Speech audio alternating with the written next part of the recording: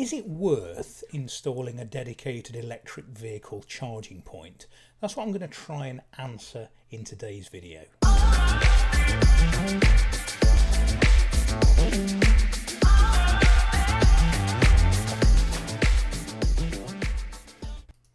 Welcome back folks to the channel. JD here again with another car finance simplified video. If you're new to the channel, make sure you do hit that subscribe button and that bell so that you are notified as and when I release a new video. For those who don't know, this channel is all about car finance, so trying to explain the intricacies of car finance agreements, of PCPs, of voluntary termination, of settlement quotations, etc. And as part of that, I do have a spreadsheet which you can email me for a copy of here. I just ask for a one-off payment of £10 and you will receive as many updates as I make to that spreadsheet, and people are finding it really useful. There are plenty of videos on my channel which explain how to use it and show me kind of using it to go through various examples. Now back to business. On today's video, what I want to do is kind of, for myself more than anything, answer, is it worth installing a dedicated electric vehicle home charging point? The reason I ask that is I'm considering next year possibly moving over to something like a Polestar 2 or a Tesla Model 3, and I've kind of been digging a little bit deeper into the running costs, and I've mentioned this on my previous video when we were looking at salary sacrificing a Tesla. I will just put a link up to that somewhere here. Now obviously, as well as paying for the vehicle, we also have to consider paying for charging, and my own personal situation at home is that my garage is quite a long way from the house, and to install a dedicated 7 kilowatt charger with its associated 6mm almond cable and going through walls and going underground and that kind of thing is quite an undertaking, even if I were to do it myself or I had to get a family member to help me. So I thought, is it actually worth it? You know, what is the benefit compared to, say, plugging in the car every night using a standard 13 amp socket? So what I've done here is I've just knocked up a very basic spreadsheet. Ignore the formatting. But what I've kind of done is two things. One, I've worked out what mileage we would get if we were to charge at 13 amps and also at 32 amps, so the dedicated 7 kilowatt charger, for 4 hours. Now the reason I talk about charging for 4 hours is because I'm with a provider called Octopus, and Octopus have a electric vehicle charging tariff called Octopus Go. I'm not affiliated with them at all. I've just moved over to them recently because I was already with Octopus, and I thought, you know, in preparation for getting an electric vehicle, I've moved my tariff over, and they offer a very, very low rate per unit between the hours of 12:30 a.m. and 4:30 a.m. So what I've done in this first example, and I have explained this in the previous video when we're looking at the Tesla salary sacrifice, is what range will I get and what is the cost per mile if I were to charge 13 amps for 4 hours and 32 amps for 4 hours. So what I've got here, look, a standard 13 amp socket, you know, P equals IV, so current times voltage equals power. I'm assuming, now I don't know and I might be wrong here, I'm assuming that with a standard 13 amp charger you might not pull 13 amps. So I've assumed that you get about 10 amps. Now I could be wrong, but basically that gives us 10 times 230, so 10 amps times 230 volts gives us 2.3 kilowatts per hour. So we can plug our car in using a normal 13 amp plug and we're going to get about 2.3 kilowatts of charge per hour. Conversely, if we go to the 32 amp charger, which is a 7.2, is it? Something like that. Let's work it out. Equals 32 times 230. 7.3. I've already put it there, look. So 7.3 kilowatts thereabouts. Might be a little bit less again, assuming that if we're not pulling the full 32. So that gives us 7.3 kilowatts approximately per hour versus 2.3 kilowatts on the standard 13 amp socket. So how much charge will we get over this 4 hour window? So let's assume that we use a smart charger or a smart plug or whatever, and we get it to only charge exactly between 12:30 a.m. and 4:30 a.m.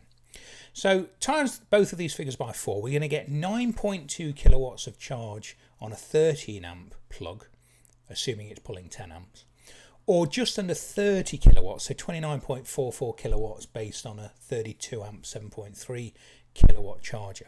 How much is that going to cost us? Well, assuming it's 5 pence per unit, because we're using this window of the of Octopus Go's 4-hour low tariff charging rate, it's going to cost us 46 pence versus £1.47.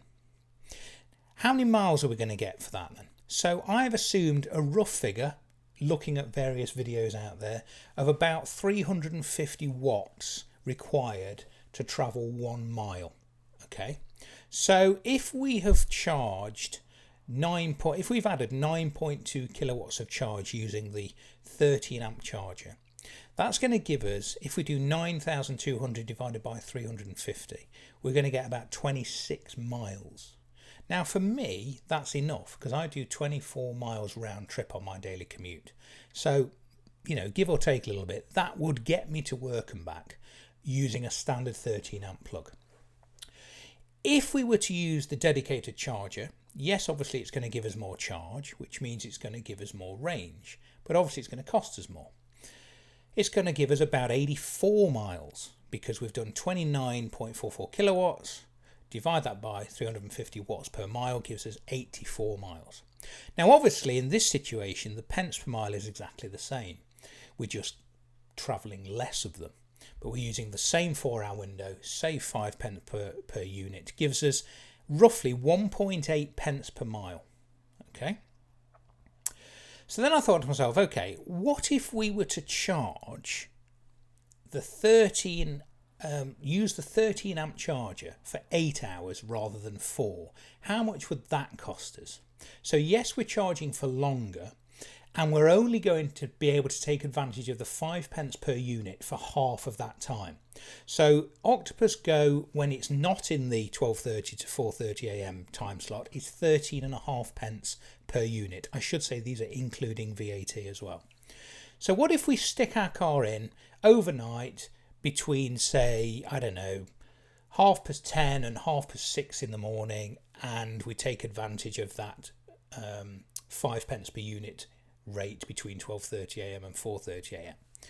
How much is that going to cost us first and foremost? Well, it's obviously the average, because we've said 4 hours of one and 4 hours of the other. It's going to cost us the average of 5 pence and 13.5 pence. So it's going to give us an average pence per kilowatt hour of about 9.3 pence. So we've almost doubled our rate. So how much is it going to cost us to charge for 8 hours, and what are we going to get? Well, obviously it's twice this figure. So we're not going to get 9.2 kilowatts of charge, we're going to get 18.4 kilowatts of charge. And that's going to cost us 18.4 times 9.3 pence. So that's going to cost us £1.70. So it's cost us £1.70 to get 18.4 kilowatts versus £1.47, bear with me, I know this is getting complicated, £1.47 to get 29.4 kilowatts. How far could we now travel? So we've plugged it in on the 13 amp standard plug for 8 hours, half the time at 5p, half the time at 13.5 pence. We're going to be able to travel about 52.5 miles based on 350 miles, 350 watts per mile. I hope you're keeping up with this, because I'm trying my best. So what does that work out per mile? Well, it's cost us £1.70, and it's telling us that we can travel about 52.5 miles. So that works out this time at 3.2 pence per mile. Still ridiculously cheap figures. As I said the other day, my McCann works out at about 17 pence per mile, and that's a diesel. So it's more expensive, obviously, to use the 13 amp. But what I'm trying to say to myself is it worth the outlay of installing a dedicated car charger? So the other thing I thought to myself was, if we go over here, look, what if we were to charge on the 13 amp plug to give the same charge as 4 hours gives us on the 7.2 kilowatt charger. Okay, so let's remember, for 4 hours on the 7.2 kilowatt charger, we're going to get 29.44 kilowatts of energy in our car. So all we need to work out is, how long do we need to plug our car in on a 13 amp charger to get 29.44 kilowatts? Okay, so we know from over here, assuming that we're pulling 10 amps, we know that we're getting 2.3 kilowatts per hour. So how long is it going to take us if we're getting 2.3 kilowatts per hour to get 29.44 kilowatts in total, which was the total amount of charge we would get on a 7.2 kilowatt charger for 4 hours? It's going to take us 12.8 hours. So we've still got enough time. Let's say we get home from work 6 o'clock in the evening, we plug our car into a 13 amp socket. 12.8 hours is going to take us to about 7 a.m. the next morning, so plenty of time. What is that going to cost us? So what we need to work out now is the average cost of electricity per unit based on 4 hours at 5 pence and the remaining 8.8 hours at 13.5 pence. If you remember, the total time required was 12.8 hours. So we average those together and we get 10.8 pence per unit. So it's still pretty good value. You know, I bet if you look at the charge that you're paying for your electricity, it's going to be more than 10.8 pence. So how much is that going to cost us? So we need to plug our car in for 12.8 hours and we need to get 29.44 kilowatts. So all we're doing is we're timesing 10.8 pence by 29.44 and we're going to get £3.19. So essentially it's cost us £3.19 on a 13 amp charger and 12 hours versus £1.47 in 4 hours on the 7 kilowatt charger. So obviously, yes, there's a massive advantage in terms of time and cost, but is it still worth having this charger installed? So the last question to ask ourselves is, how much is it going to cost us to get a charger installed, and how long is it going to take us to pay for that charger so that that charge is paid for itself? Well, let's say I travel 8,000 miles in a year.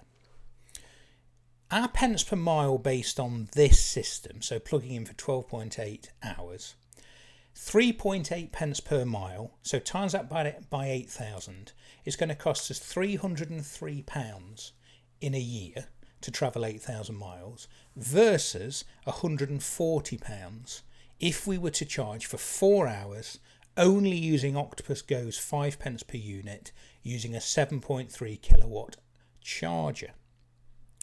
So yes, there's a saving, but if you look, the saving in 1 year is £163. In 3 years, £490. How much is it going to cost us to install a charging point? Now, yes, there are government grants available. The last time I looked, you can get £350 towards a standard installation. Now, I know that my installation here wouldn't be classed as standard. I think the standard gives you up to 15 metres of armoured cable. Well, I'm going to need at least 20, maybe 25.